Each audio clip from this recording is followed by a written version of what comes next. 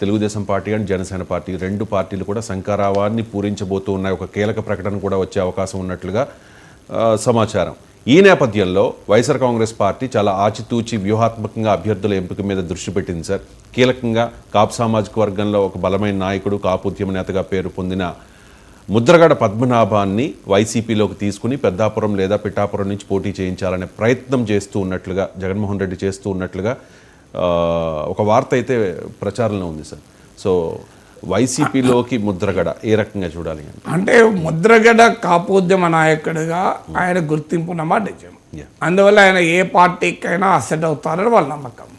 అందులో పవన్ కళ్యాణ్ టీడీపీతో వెళ్ళడం వల్ల కాపు ఓటు పెద్ద ఎత్తున షిఫ్ట్ అవుతుంది టీడీపీ జనసేన కూటమికి అనేది వైసీపీ ఆందోళన.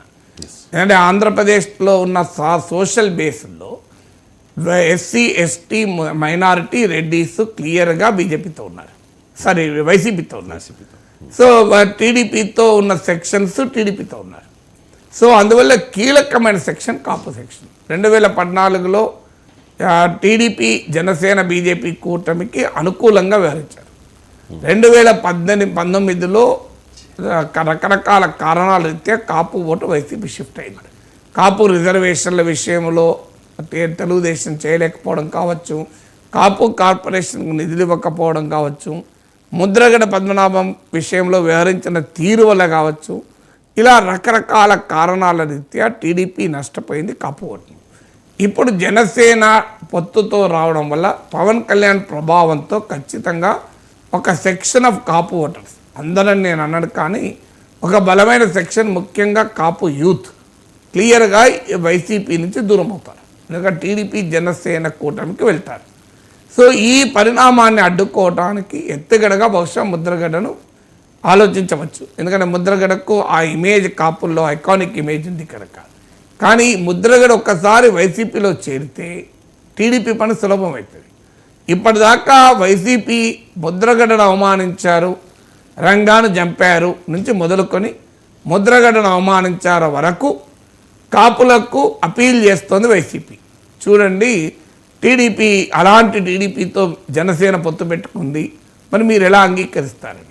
ఒకసారి ముద్రగడ వైసీపీ నాయకుడైనాక ఇక అంబటి రాంబాబును అన్న, ముద్రగడ పద్మనాభన్ అన్న, పేర్ని నాన్న అన్న వైసీపీ నాయకుని అన్నట్టే ఉంటుంది.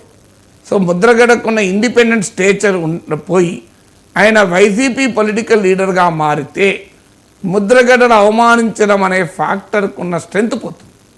సో ఆ స్ట్రెంత్ పోతే వైసీపీకే నష్టం. మరి వారు ఈ లాభ నష్టాలు బేరీ చేసుకోవచ్చు. అంటే ముద్రగడ రావడం వల్ల కాపుస్ ఎంత గెయిన్ అవుతారు, ఒకటి ముద్రగడను అవమానించామనే పొలిటికల్ పాయింట్ కోల్పోతారు.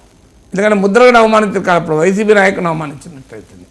సో అందువల్ల బహుశా ఎట్లా కాస్ట్ బెనిఫిట్ అనాలిసిస్ చేసుకున్నా ముద్రగడ ఒకవేళ వైసీపీలో చేరితే ఎంతో డెఫినెట్గా ఎంతో కొంత వైసీపీకి లాభం అనే అంచనాకు వచ్చింటారు.